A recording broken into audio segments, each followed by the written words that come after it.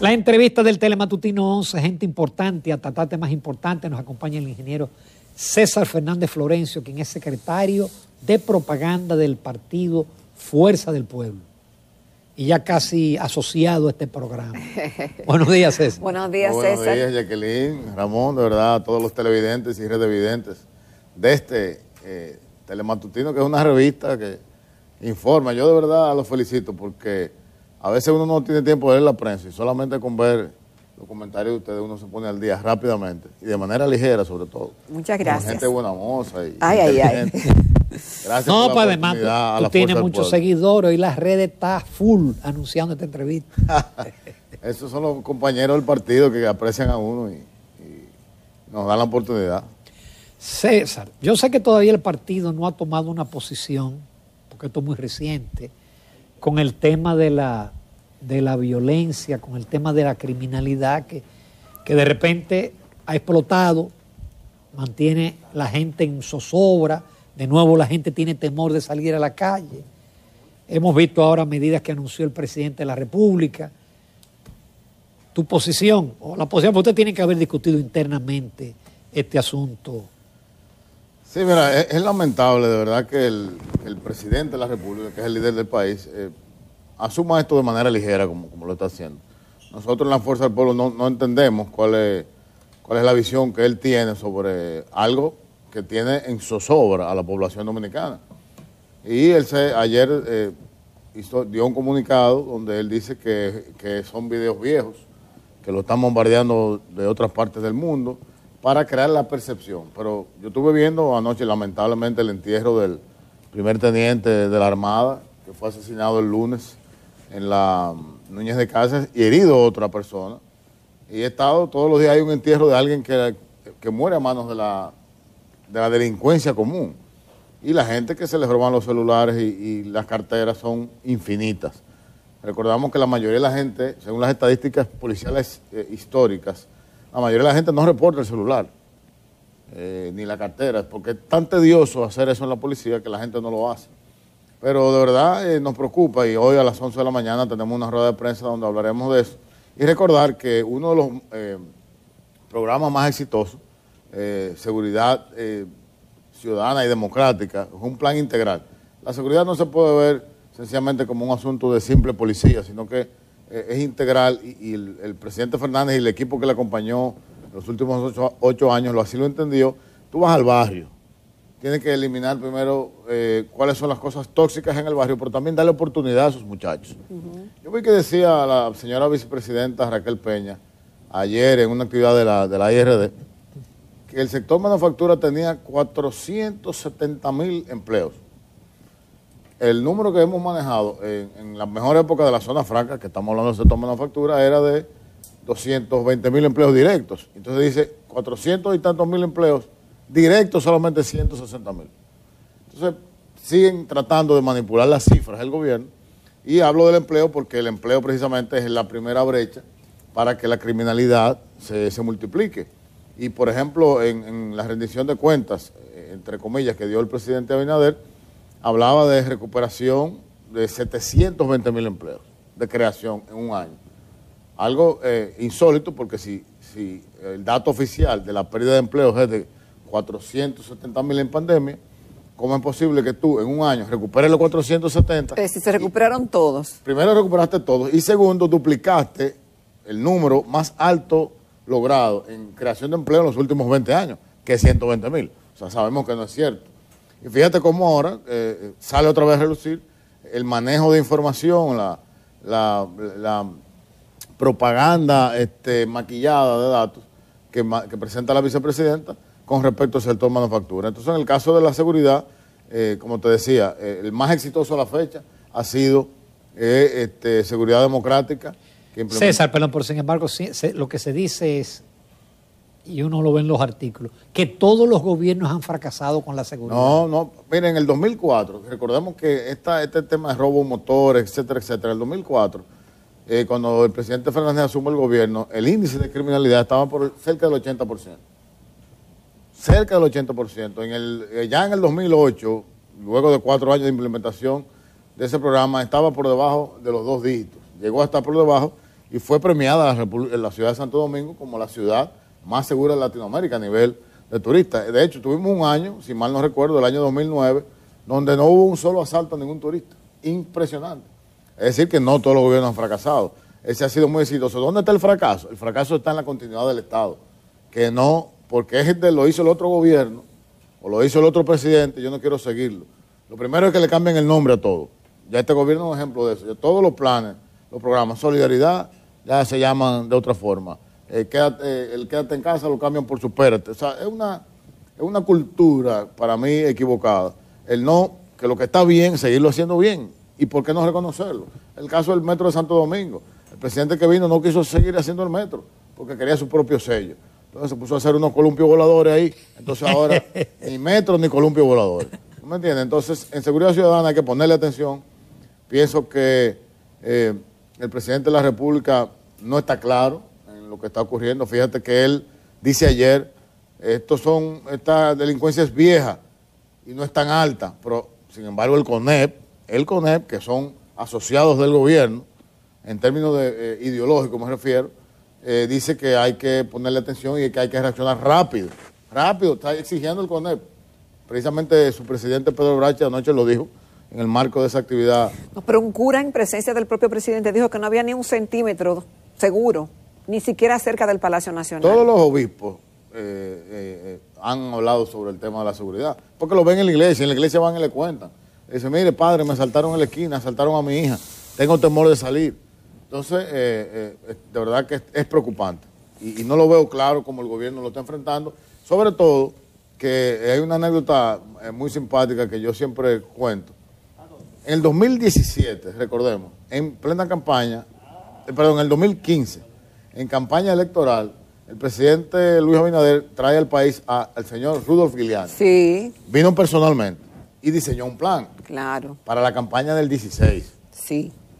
Fuimos a la campaña del 16, el presidente Abinader no gana, pero para la campaña del 20 él trae ya parte del equipo técnico de Giuliani, porque Giuliani ya no se estaba trasladando, y hacen un supuesto plan. Perfecto. Un plan que sí estaba hecho desde el 2017, 2018. Sencillamente había que actualizarlo e implementarlo en el 20. ¿Qué ocurrió en el 20? Nada. O el plan no existió, o el plan no era bueno y no se implementó. Porque ¿cuándo se empieza a hablar de un plan?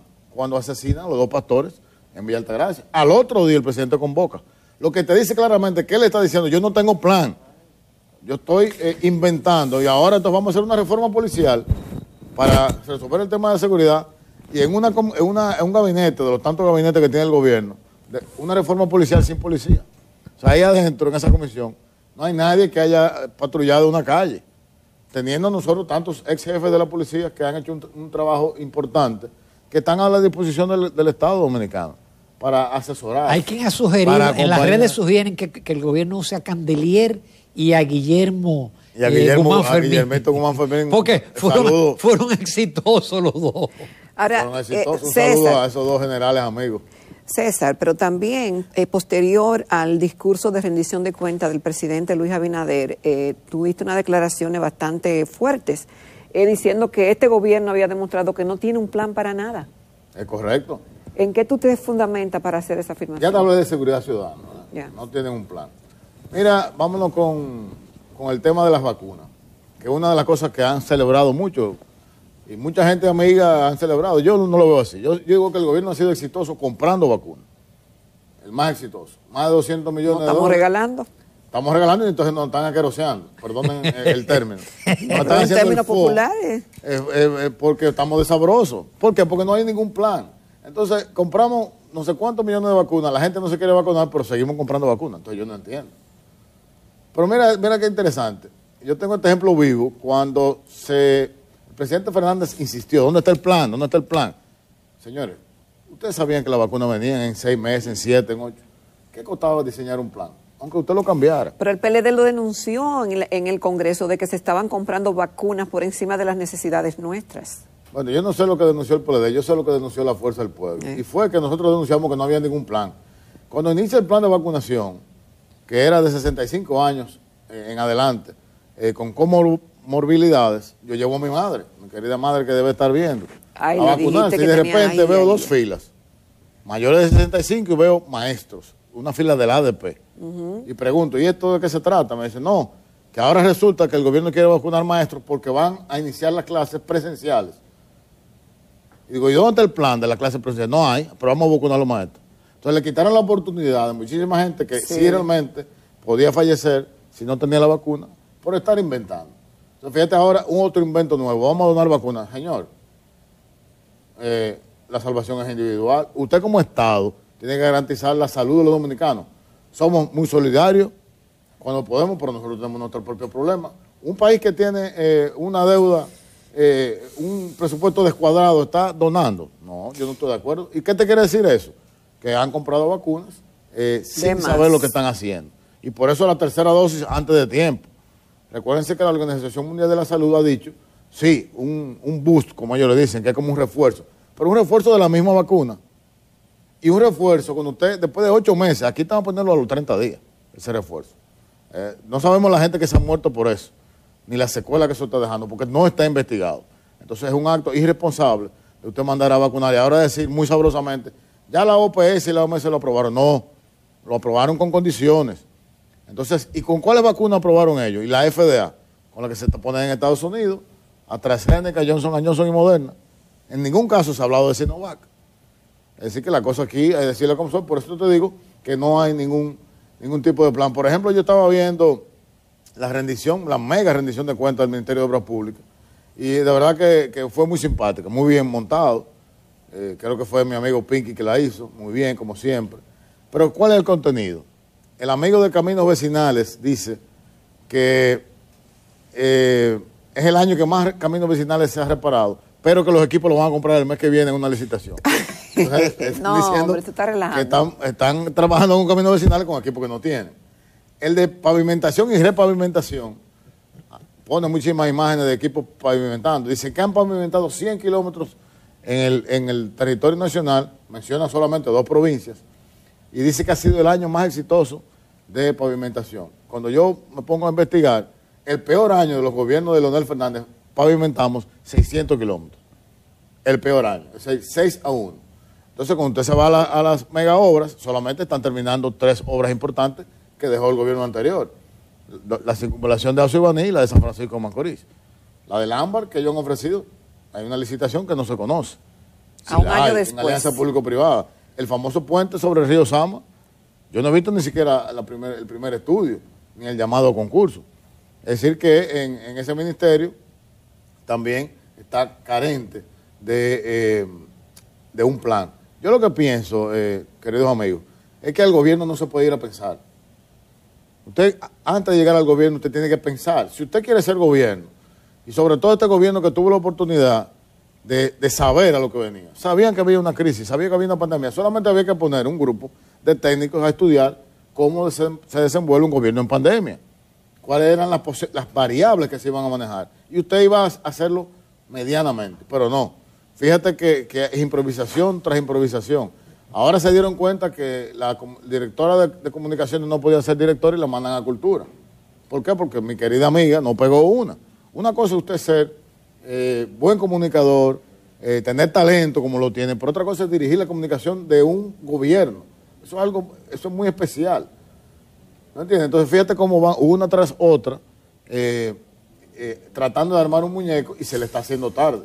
Porque si ya a esta fecha no se ha contratado una obra grande, no la terminarán. Si ya a esta fecha no hay un plan de seguridad definido para implementar, el presidente dice que en 2 años vamos a resolver el problema del crimen en la calle. Entonces estaremos todos muertos o todos trancados de nuevo, sin COVID, pero en la casa. Porque yo no veo los planes definidos. En el tema de la comida se le fue de la mano la fiebre porcina, se le fue de la mano el precio de la canasta básica. ¿Por qué? Porque también estaban inventando. ¿Cómo es posible que si usted ve que producto de la fiebre porcina, el consumo de pollo va a aumentar en 10 millones de libras, usted importa 1 millón? Hermano, no hay nadie ahí que pudiera ver que eran 10 millones que había que traer. Entonces, por eso se disparó el precio del pollo. Ahora, después de que el palo está dado, entonces, si vamos a abrir la libre importación, ¿cuánta gente pasó hambre?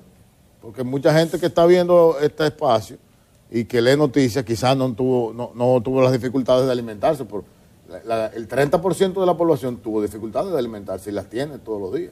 César, el tema de las ambiciosas reformas que anunció el presidente Luis Abinader y todo esto, Ramón dice que anunciaron 12, pero que él contó 13, algunos dicen que son 15, está el tema de la reforma fiscal, está el tema de una posible reforma constitucional, el tema de la policía, es decir, hay varios temas que están en esa mesa.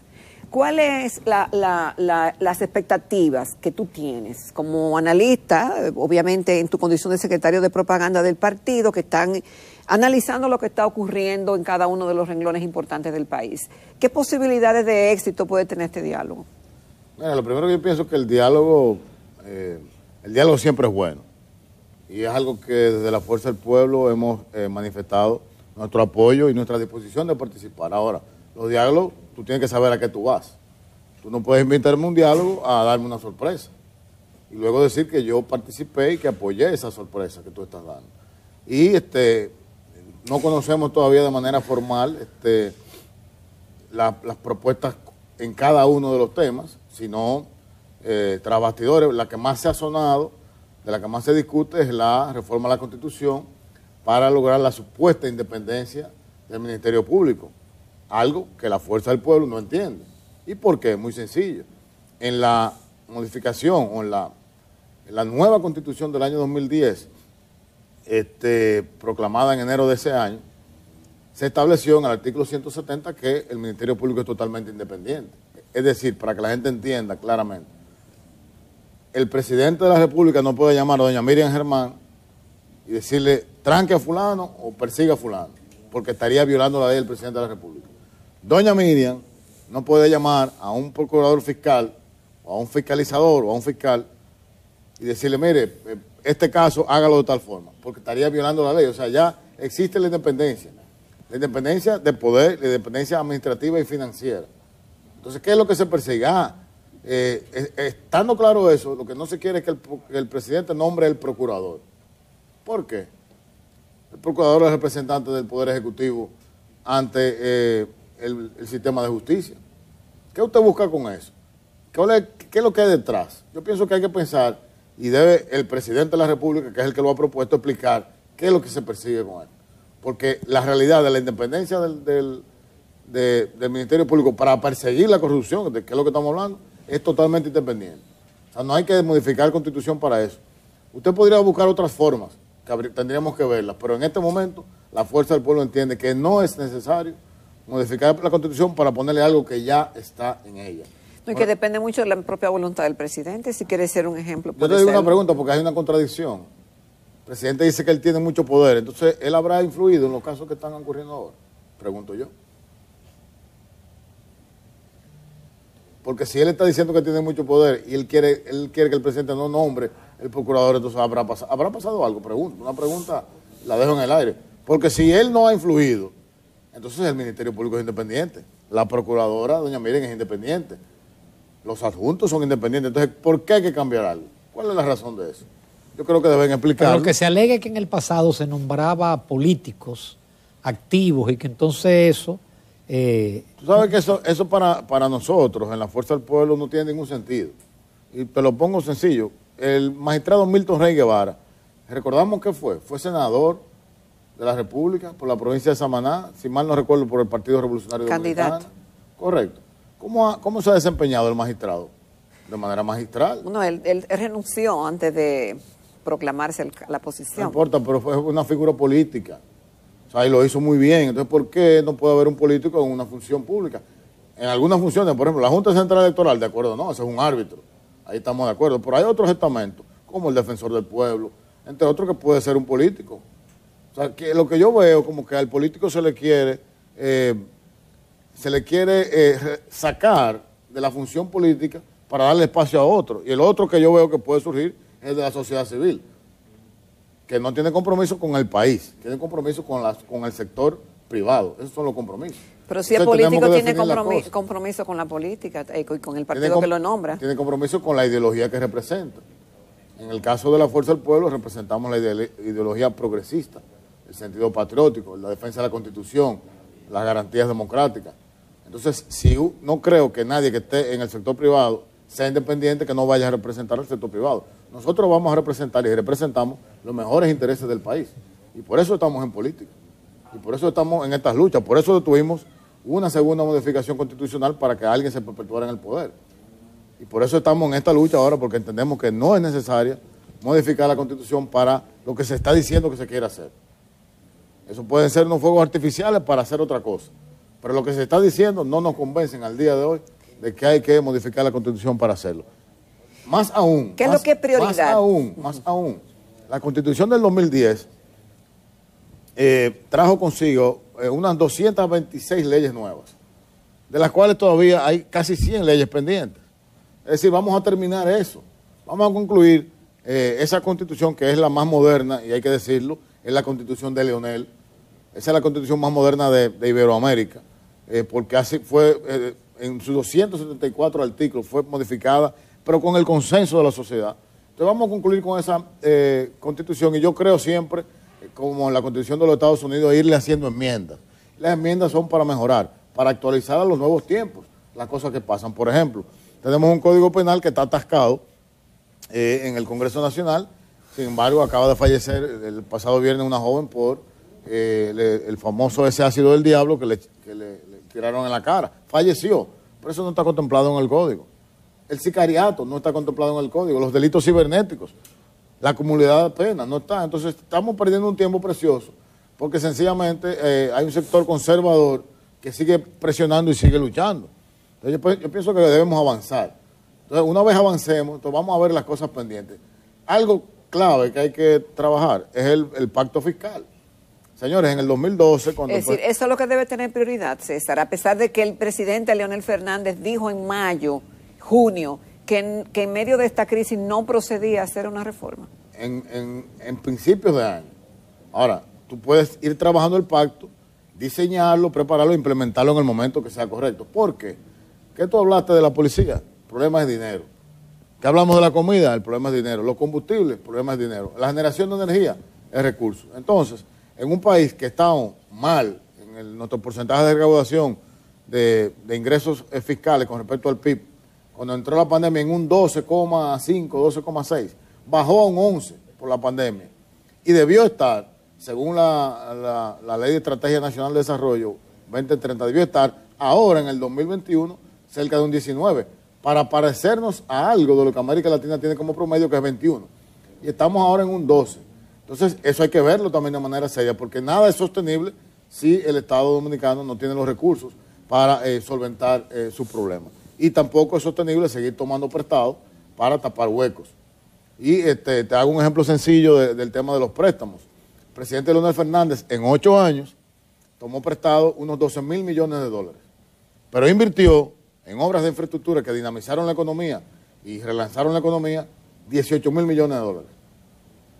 El presidente Medina tomó 18,000 millones de dólares e invirtió 21,000.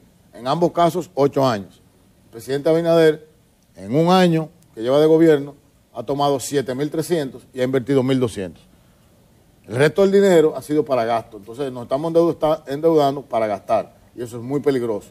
Porque llegará un momento que ni nos prestarán para gastar, ni tendremos que gastar. Entonces ahí empiezan las dificultades, ahí vienen los colombianazos, y vienen los corralitos, y vienen los problemas al país. Entonces, por eso ahora hay que actuar con tiempo y con mucha prudencia. César, entonces realmente en el fondo ustedes lo que temen es que se haga una reforma constitucional con otros fines diferentes a los del Ministerio Público. Por supuesto, es que no entendemos.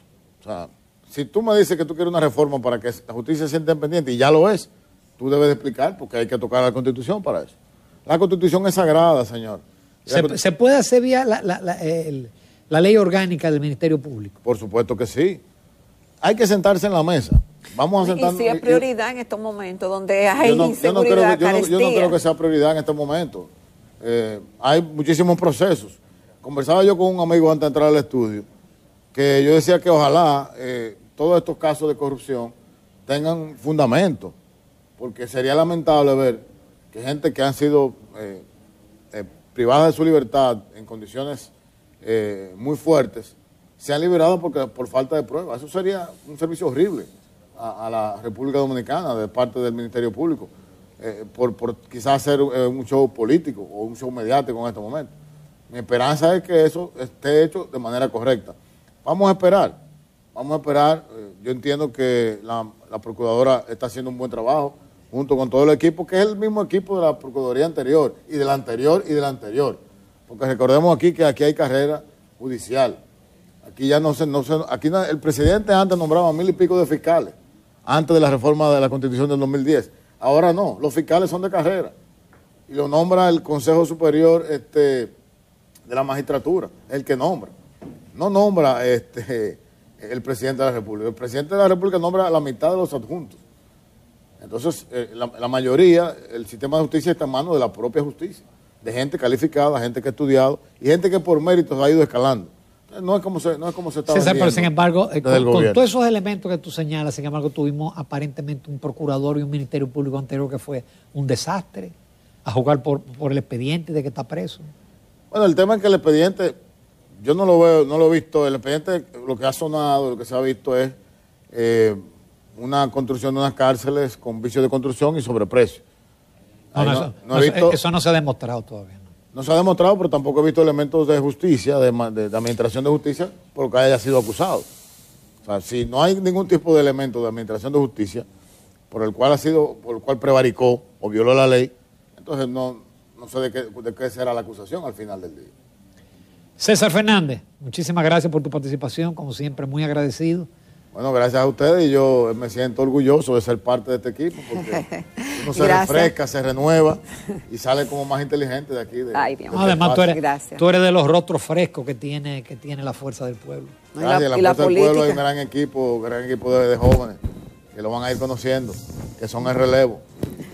En la fuerza del pueblo está la oportunidad, así que los invitamos. Por cierto, ahora a las 10 de la mañana los invito a que se enlacen en las redes de Funglode, las redes de RD44, que tenemos la primera conferencia magistral de RD44 Agrorural. Ese es un capítulo de la proyección de la seguridad alimentaria más allá del 2044. Inicia hoy con un experto. Van a entrar por Zoom, es totalmente gratis, así que vamos a disfrutar de esta gran apuesta que es RD44, en este caso el capítulo agropecuario. Tú señalaste que hay también una rueda de prensa con el tema de la seguridad. A las 11 estén pendientes nuestra casa política, la Benito Monción, y por qué no, la casa política Juan de Dios Ventura, Johnny, el caballo mayor, ha sido designada. Ahí tendremos una rueda de prensa para hablar de estos temas de seguridad, la posición oficial de la Fuerza del Pueblo con respecto a ese tema de tanto interés nacional para el pueblo y para todos nosotros, menos para el presidente de la República. César, muchísimas gracias por tu participación. Gracias, como siempre, César. de aquí un saludo a doña Magda, que me gustaría entrevistarla en algún momento. Vamos a ver si la invitarla. convencemos. Claro que sí. Continuamos, amables televidentes, nos vamos a una pausa y regresamos con la recta final del Telematutino 11.